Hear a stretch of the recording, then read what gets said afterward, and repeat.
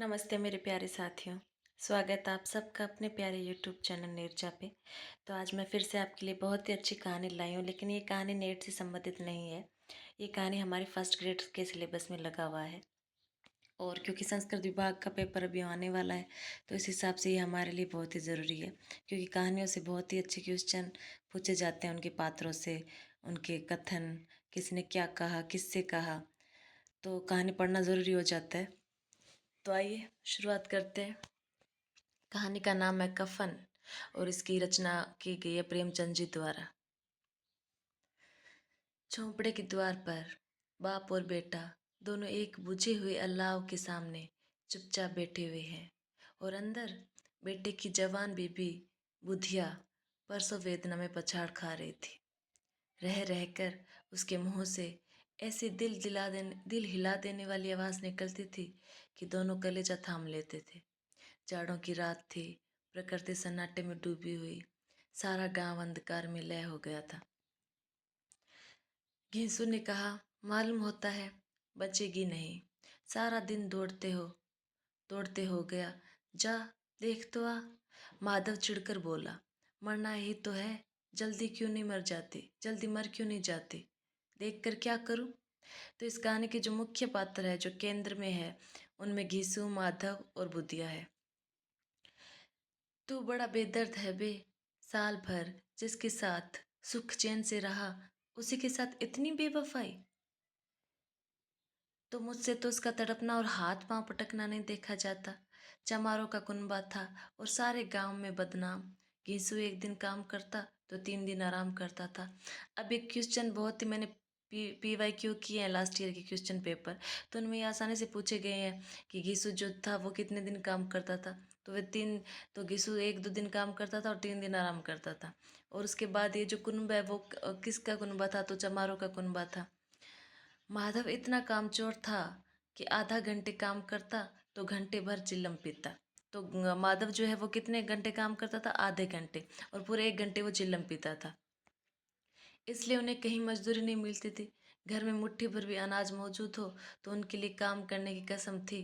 चार जब 2-4 फाके हो जाते तो घिसू पेड़ पर चढ़कर लकड़ियां तोड़ लाता और माधव बाजार से बेच लाता था। तो अभी आसानी से पूछ सकते हैं कि भाई पेड़ पर चढ़कर कौन लकड़ियां तोड़ कर लेके आता था, तो वो घिसू बेच लाता था। और जब तक वे पैसे रहते दोनों इधर उधर मारे मारे फिरते। गांव में काम की कमी ना थी। किसानों का गांव था, मेहनती आदमी के लिए 50 काम थे, मगर इन दोनों को उसी वक्त बुलाते जब 2 आदमियों में से एक का काम पाकर भी संतोष कर लेने के सिवा और कोई चारा ना होता। अगर दोनों साधु होते तो उन्हें संतोष और धैर्य के लिए संयम और नियम की बिल्कुल जरूरत ना होती। यह तो इनकी प्रकृति थी।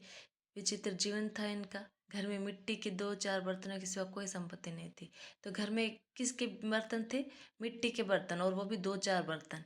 इसके अलावा इनके पास कोई संपत्ति नहीं थी। फटे चित्रों से अपनी नग्नता को ढाके हुए जिए जाते थे, संसार की चिंताओं से मुक्त, कर्ज से लदे हुए, गालियां भी खाते, मार भी खाते, मगर कोई गम नहीं। दीन इतने कि वसूली की बिल्कुल आशा न रहने पर भी लोग इन्हें कुछ ना कुछ कर्ज दे देते थे। मटर आलू की फसल में दूसरों के खेतों से मटर या आलू उखाड़ लाते और भून भान कर खा लेते। तो वो किस चीज़ को भून भान कर खा लेते थे? आलू को। यह 10-5 ऊख उखाड़ लाते और रात को चूसते। घिसू ने इसी आकाशवर्ती से 60 साल की उम्र काट दी। घिसू की उम्र कितनी बताई गई है? 60 साल की, 60 साल उम्र उसने काट दी थी इसी स्थिति में। और माधव भी सपूत बेटे की तरह बाप ही के पद चिन्हों पर चल रहा था, बल्कि उसका नाम और भी उजागर कर रहा था। इस वक्त भी दोनों अलाव के सामने बैठकर आलू भून रहे थे, जो कि किसी खेत से खोद लाए थे। घिसू की स्त्री का तो बहुत दिन हुए देहांत हो गया था। माधव का ब्याह पिछले साल हुआ था। जब ये औरत आई थी उसने इस खानदान में व्यवस्था की नींव डाली थी, और इन दोनों बेगैरतों का दोजख भरती रहती थी। जब से वह आई, ये कहने ये दोनों और भी आराम मतलब हो गए थे, बल्कि कुछ अकड़ने भी लग गए थे। कोई कार्य करने को बुलाता तो निब्रियाज भाव से दुगनी मजदूरी मांगते। वही औरत आज प्रसव वेदना से मर रही थी, और ये दोनों इसी इंतजार में थे कि वह मर जाए तो आराम से सोए। घीसू ने आलू निकाल कर छीलते हुए कहा, जाकर देख तो क्या दशा है उसकी। चुड़ैल का फिसाद होगा और क्या, यहाँ तो ओझा भी 1 रुपये मांगता है। माधव को भय था कि वह कोठरी में गया तो घिसू आलूओं का बड़ा भाग साफ कर देगा। बोला, मुझे वहां जाते डर लगता है। डर किस बात का है, मैं तो यहाँ हूँ ही। तो ये किसने कहा, डर किस बात का है, मैं तो यहाँ हूँ, ये किसका कथन है? ये घिसू का कथन है। तो तुम्हें जाकर देखो ना, मेरी औरत जब मरी थी तो मैं 3 दिन तक उसके पास से हिला तक नहीं था। कितने दिन तक? 3 दिन तक। और फिर भी मुझसे लजाएगी नहीं, और फिर मुझसे लजाएगी नहीं जिसका कभी मुंह नहीं देखा। आज उसका उघड़ा हुआ बदन देखो, उसे तन की सुध भी तो ना होगी। मुझे देख लेगी तो खुलकर हाथ पांव भी नहीं पटक सकेगी, क्योंकि घिसू बुदिया का ससुर था तो वो कैसे जाता। मैं सोचता हूँ कि मैं सोचता हूँ कोई बाल बच्चा हुआ तो क्या होगा। सौंठ गुड़ तेल कुछ भी तो नहीं है घर में, सब कुछ आ जाएगा। भगवान दे तो, जो लोग अभी 1 पैसा नहीं दे रहे हैं वो ही कल बुलाकर रुपए देंगे। मेरे 9 लड़के हुए, घर में कभी कुछ ना था, मगर भगवान ने किसी न किसी तरह बेड़ा पार ही लगाया। जिस समाज में रात दिन मेहनत करने वालों की हालत उनकी हालत से कुछ बहुत अच्छी ना थी, और किसानों के मुकाबले में वे लोग जो किसानों की दुर्बलताओं से लाभ उठाना जानते थे कहीं ज़्यादा संपन्न थे, वहाँ इस तरह की मनोवृत्ति का पैदा हो जाना कोई अचरज की बात न थी। हम तो कहेंगे, घिसू किसानों से कहीं ज़्यादा विचारवान था, और किसानों के विचार शून्य समूह में शामिल होने के बदले बैठकबाजों की कुत्सित मंडली में जा मिला था। हाँ, उसमें यह शक्ति ना थी कि बैठकबाजों के नियम और नीति का पालन करता। इसलिए जहाँ उसकी मंडली के और लोग गांव के सरगना और मुखिया बने हुए थे, उस पर सारा गांव उंगली उठाता था। फिर भी उसे तस्कीन तो थी ही कि अगर वे फटे हाल है तो कम से कम उसे किसानों की सी जी तोड़ मेहनत तो नहीं करनी पड़ती, और उसकी सरलता और निहरता से दूसरे लोग बेजा फायदा तो नहीं उठाते। दोनों आलू निकाल निकाल कर जलते जलते खाने लगे। कल से कुछ नहीं खाया था, इतना सब्र ना था कि ठंडा हो जाने दे। कई बार दोनों की जबानें जल गई। छिल जाने पर आलू का बाहरी हिस्सा जबान और हलक और तालू को जला देता था, और उस अंगारे को मुंह में रखने से ज़्यादा खैरियत इसी में थी कि वह अंदर पहुंच जाए। वहाँ उसे ठंडा करने के लिए काफ़ी सामान थे, इसलिए दोनों जल्द जल्द निकल जाते। हालांकि इस कोशिश में उनकी आंखों से आंसू निकल आते।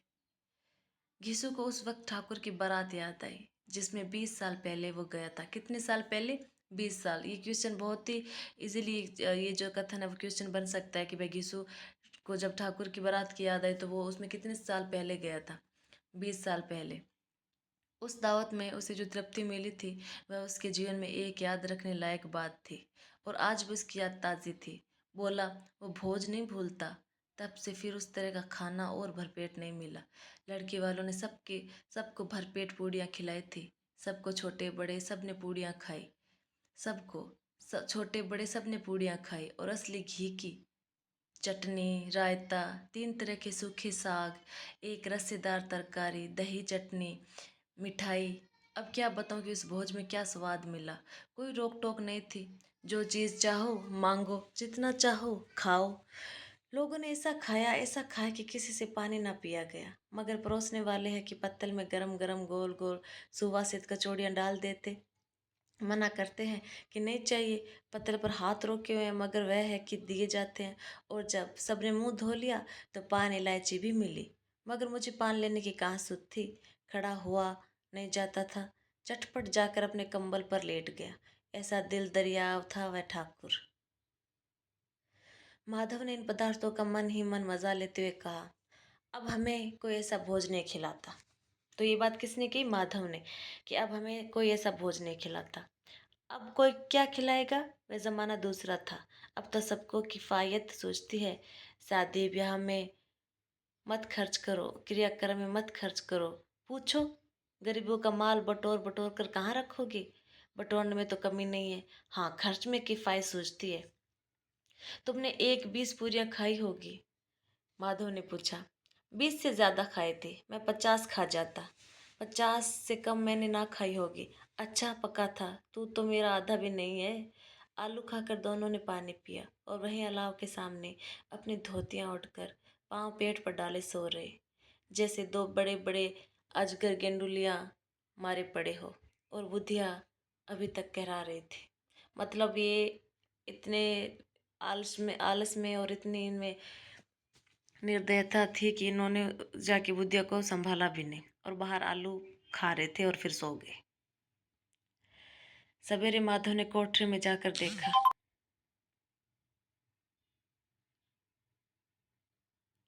सवेरे माधव ने कोठरी में जाकर देखा तो उसकी स्त्री ठंडी हो गई थी। उसके मुंह पर मक्खियां भिन रही थी। पथरा हुई आंखें ऊपर टंगी हुई थी।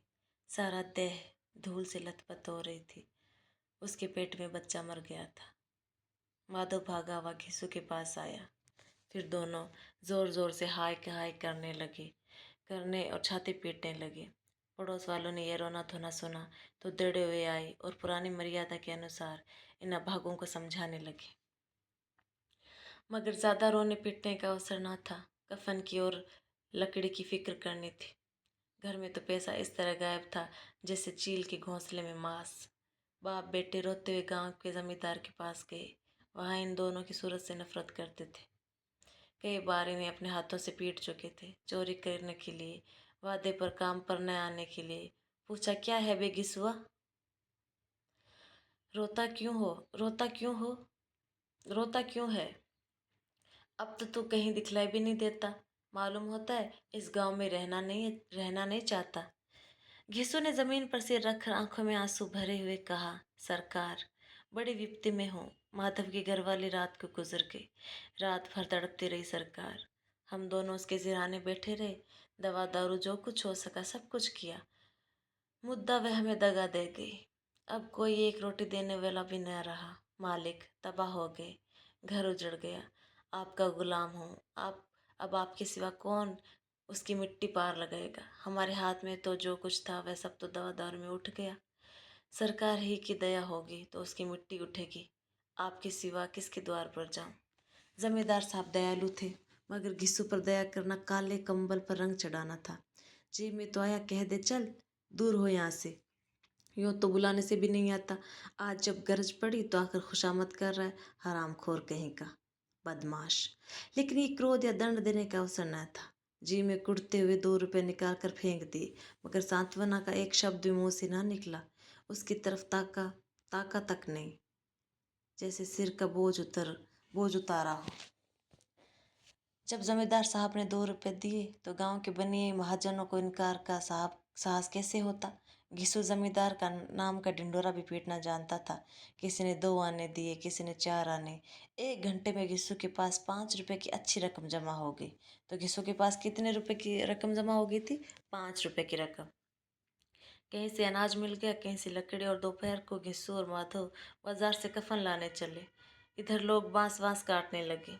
गांव की नरम दिल स्त्रियां आ आकर लाश देखती थी और उसकी बेकसी पर 2 बूंद आंसू गिरा कर चली जाती थी।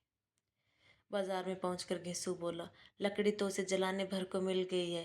क्यों माधव? माधव बोला, हाँ लकड़ी तो बहुत है, अब कफन चाहिए। तो चलो कोई हल्का सा कफन ले ले। हाँ और क्या, लाश उठते उठते रात हो जाएगी। रात को कफन कौन देखता है? कैसा बुरा रिवाज है कि जिसे जीते जी तन ढकने को चितड़ा भी ना मिले, उसे मरने पर नया कफन चाहिए। कफन लाश के साथ जली तो जाता है, और क्या रखा रहता है? यही 5 रुपए पहले मिलते तो कुछ दवा दारू कर लेते। दोनों एक दूसरे के मन की बात ताड़ रहे थे। बाजार में इधर उधर घूमते रहे। कभी इस बजाज की दुकान पर गए, कभी उसकी दुकान पर।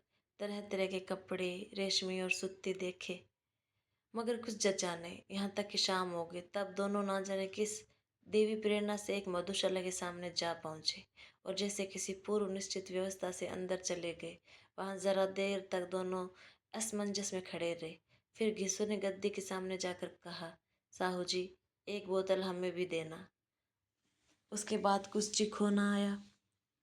तली हुई मछली आई और दोनों बरामदे में बैठकर शांतिपूर्वक पीने लगे।